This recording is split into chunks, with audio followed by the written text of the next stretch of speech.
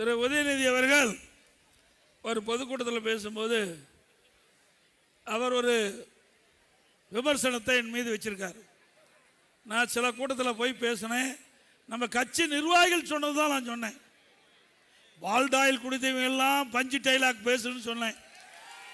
பால்டாயில் குடித்தவங்களாம் இவருக்கு ஏங்க கோபம் வருது? யாரையாவது பெயர் சொல்லி சொன்னா? எங்கேயுமே பெயரை குறிப்பிட்டு சொல்லல. அப்போ இவருக்கு ஏன் கோபம் வருது? எங்க அப்பா குதிரைக்குள்ள என்ன அவரே சொல்லிட்டார், அவரே உண்மையை ஒத்துக்கிட்டார். ஆக திரு உதயநிதி அவர்களே, உங்களை நான் குறிப்பிட்டு சொல்லவில்லை. யார் பால்டாயில் கொடுத்தாங்களோ அவர்கள் பஞ்சு டைலாக் பேசுறாங்க. எங்க கழக நிர்வாகிகள் சொன்னாங்க, நான் பேசினேன். அதுக்கு எடப்பாடி பழனிசாமி இனி பால்டாயில் பழனிசாமி, நீ என்ன பேர் வேணா வச்சுக்கியா, அதை பத்தி கவலை இல்லை.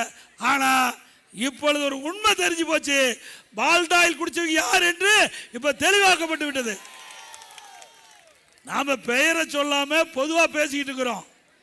ஆனா அவர் தன்னை பற்றி தான் பேசுறார் என்று இப்பொழுது விமர்சனம் செஞ்சிருக்கிறார். இதில் இருந்து உண்மை என்ன?